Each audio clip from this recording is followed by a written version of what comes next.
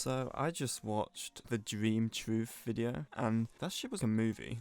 Let's be real. I mean, 1 hour 20, what am I doing with my life to be sat there watching that? But regardless, that doesn't matter. Anyway, the point I want to make, it's crazy to me now that I've seen his perspective, how dangerous social media is. I'll be honest, okay? I can't lie and say that I hated him, but I can't also say that I liked him. I don't know, it's interesting because when I was making Minecraft videos on this channel, I obviously took a lot of inspiration from him, and truth be told, I do think that he's a very innovative and genuine creator who has changed the perspective of the Minecraft gaming community and the content that's created these days. There was a period where I just absolutely hated the concept of him, and to be honest, I think it was just unjustified. So I just want to straight up get that out there that although I've never been the biggest fan of the guy, I think a lot of my dislike to him was more on a personal level than it was for any solid reason. It was very hollow, and come to think of it, I don't actually think it was fair of me to have this view of him, especially with what's come out in his video, because if I'm going to be honest, I've watched the whole video,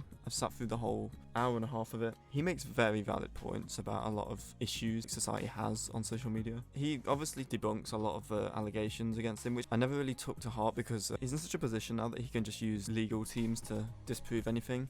I think that's basically what he's doing anyway, which is the right decision. I do want to say that Dream was never the greatest person when it comes to addressing controversy on social media. He never really knew when to say stuff and when to shut up. To be honest, I think I was really harsh.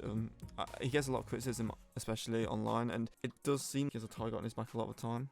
And a lot of this hate is just crazy because he's right in saying that he gets targeted trying to get his career tarnished and ruined. And I feel genuinely bad for the guy. Him and his family and friends and everyone associated him has gone through so much stuff. The whole reason this stuff is happening because people are trying to bring awareness to these fake stories, these fake victims. And Dream makes a good point. It's really sad that how the actual reason people support these allegations isn't because they want to help victims, they just want to help destroy Dream's reputation, because people just have this hatred for him now. It really grew this year, I'd say. It's really frightening how the mob mentality of social media can just jump on things, and honestly, it's really disgusting how a lot of these interaction farm Twitter accounts have just they've leapfrogged onto these controversies or alleged controversies to try and gain impressions and just push this meta that Dream is just this awful human being. And I can't lie and say that I haven't made jokes to people before about the whole situation. I haven't seen the memes, I've seen them and stuff, and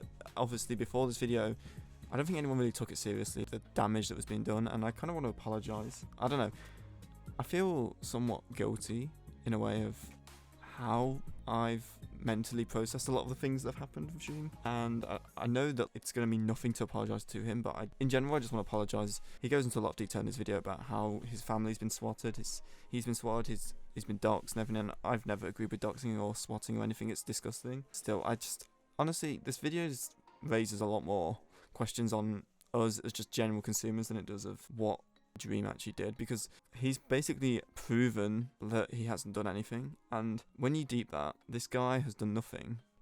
He's not done anything serious. None of these allegations are true. He's done none of this stuff, and people have just ruined his career. Well, not ruined it, but they've tried to ruin it. His reputation is just tarnished forever. He can try and redeem it, but even people who have seen the video, their opinion might change. But the problem is, the general opinion of him is still going to be reflected on the, oh, he cheated in the speedrun videos, oh, he did those grooming things though, right? People are going to ignore this video if they choose to just dislike him. I do urge people who have a hatred for him to watch the video, because it's really eye-opening onto how social media just is, to be honest, and the general society just needs to apologise as a whole for jumping onto this hate wagon, because yeah, he doesn't actually warrant a lot of it, if any, at all. I feel bad for a lot of the stuff that he's had to go through, and after watching his video I just thought I would say that we should, as a community, just think about what we say before we interact with other people's claims or allegations, because I think going forward, everyone, including I myself and everyone who sees claims on the internet, should just be careful with what they say and not start posting their own opinions on a topic that is really serious. Just be careful what you read, because with the introduction of AI and deepfakes and everything, there's so much that can be faked on the internet. People need to be careful, because lots of lies can easily get ruined by fake evidence, fake allegations. I just thought I would say this because it resonated with me when I watched that video.